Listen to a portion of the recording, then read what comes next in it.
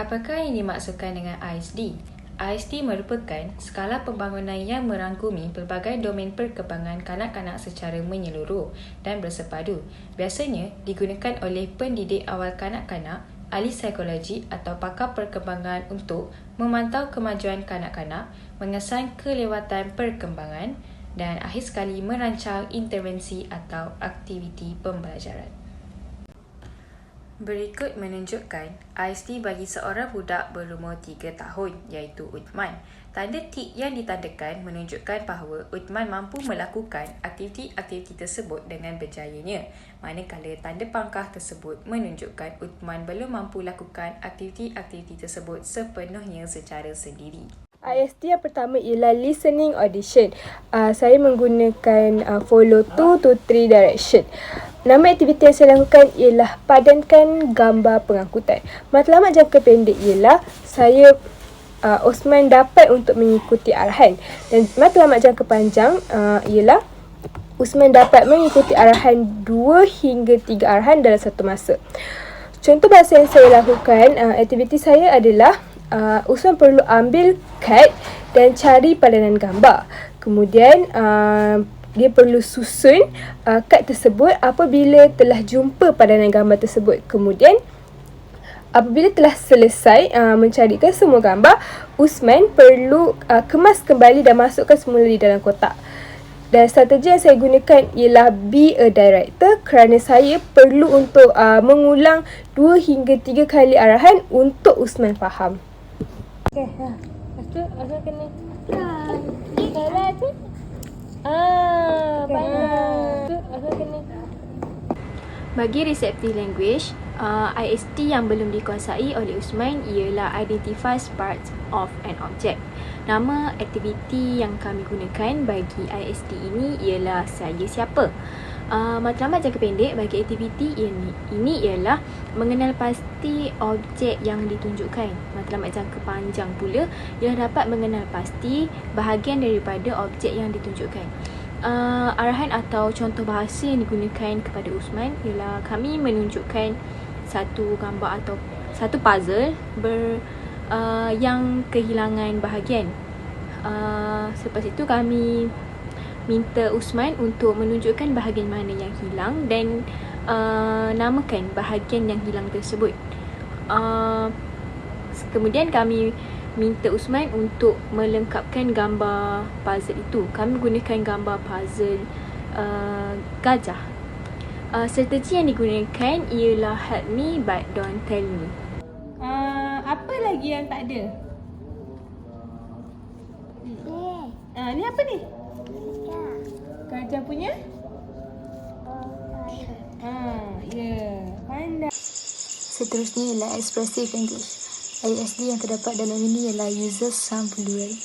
Nama aktiviti yang saya kenalikan ialah kenali haiwan.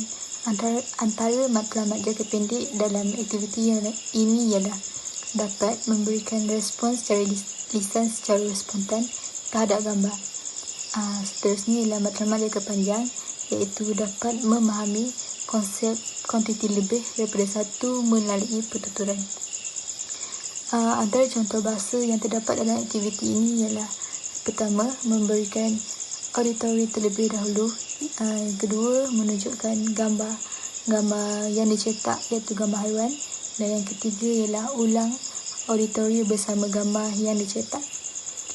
Strategi yang saya gunakan dalam expressive language ini ialah listening sandwich, iaitu goal to promote knowledge of language. Banyak. Yang sikit. Pandai. Bagi speech, ada 2 ISD yang belum dikuasai oleh Usman, iaitu menyebut bunyi konsonan dan berbisik dengan kerap. Bagi menyebut bunyi konsonan, aktiviti yang saya gunakan ialah lumba konsonan. Tujuannya adalah supaya Usman dapat menyebut bunyi konsonan dengan betul dan dapat mengaplikasikan konsonan tersebut dalam percakapan harian. Antara strategi yang saya gunakan ialah listening sandwich, iaitu teknik sing-song voice. Dalam aktiviti ini, saya akan menyebut dahulu bunyi konsonan tersebut dalam suku kata, iaitu nya dan ni. Kemudian saya mengulang kembali perkataan tersebut dengan berirama, iaitu nyanyi, nyanyi dan mengulang perkataan tersebut. Kemudian saya mengarahkan Usman untuk mengulang kembali perkataan tersebut dengan suku kata sambil menekan tanah liat yang disediakan, iaitu nyanyi. Tanah liat ni berfungsi untuk membezakan suku kata dan Usman akan mengulang kembali perkataan penuh sambil menolak kereta mainan, iaitu nyanyi. Dalam sesi ini, Usman dapat mengikut arahan dengan baik dan dapat menyebut bunyi konsonan tersebut dengan betul. Ni apa? Nya? Panas! Betul terus. Nyanyi. Cuba nyanyi. Buat kereta. Nyanyi. Bagi ISD kedua yang belum dikuasai oleh Usman, bagi bahagian speech ialah whisper frequently. Nama aktiviti yang digunakan bagi bahagian ini ialah whisper my name. Matlamat jangka pendek bagi aktiviti ini ialah dapat bisik perkataan yang diberikan, dan matlamat jangka panjang pula ialah dapat mengaplikasikan dalam rutin harian. Contoh bahasa atau arahan yang digunakan ialah Usman mestilah bisik nama haiwan yang ditunjukkan pada kad yang telah ditunjuklah kepada dia. Kad itu merupakan kad ada gambar haiwan. Strategi yang digunakan ialah make listening easier.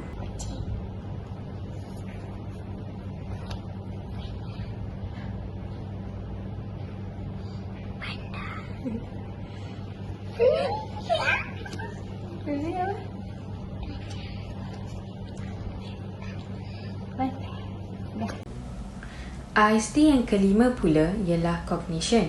ISD ini terdapat dua aktiviti yang belum Uthman kuasai, iaitu add to missing body parts dan imitates drawing across. Nama aktiviti yang saya lakukan ialah namakan dan gabungkan anggota badan haiwan yang tiada dalam lukisan. Matlamat jangka pendek aktiviti ini ialah untuk mengenal pasti dan menyebut kesemua anggota badan haiwan itu. Contoh bahasa yang saya gunakan ialah cuba kenal pasti lukisan haiwan apakah itu. Gabungkan anggota badan haiwan itu pada lukisan itu dan namakan setiap bahagian gajah itu. Akhir sekali, strategi yang saya aplikasikan pada Uthman ialah play by play, parallel talk. Contohnya, saya menceritakan apa yang dilakukan oleh Uthman seperti, "Wah, sekarang gajah tu dah ada ekor lah. Hebatnya awak." Rasa ni kat sini. ISD yang belum dicapai oleh Usman ialah lukis garisan bersilang. Aktiviti yang saya gunakan ialah sambung dan silang. Tujuannya adalah supaya Usman dapat melukis garisan yang bersilang dengan tepat, dan dalam jangka masa yang panjang, Usman dapat mengaplikasikan teknik tersebut dalam penulisan ataupun lukisan. Contohnya ketika menulis simbol tambah ataupun huruf X. Strategi yang saya gunakan ialah help me but don't tell me. Dalam aktiviti ini, saya akan memberikan contoh terlebih dahulu untuk menyambung titik-titik tersebut, membentuk garisan bersilang. Kemudian saya mengarahkan Usman untuk menyambung titik tersebut mengikut nombor yang ada, dan Usman akan melukis garisan tersebut tanpa titik tetapi masih dengan bantuan clue yang saya berikan. Dalam sesi ini, Usman dapat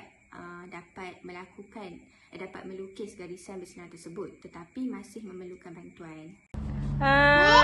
Panjangnya. Dan yang terakhir ialah social communication pragmatic.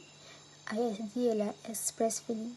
Nama aktiviti yang saya kenalikan ialah role play. Antara matlamat jangka pendek dalam aktiviti ini ialah dapat menyatakan perasaan dan reaksi semasa melakukan aktiviti. Seterusnya, matlamat jangka panjang iaitu dapat menunjukkan perasaan dan tindakan yang betul ataupun benar ketika melakukan aktiviti. Antara contoh bahasa dalam aktiviti ini ialah yang pertama, lakukan situasi.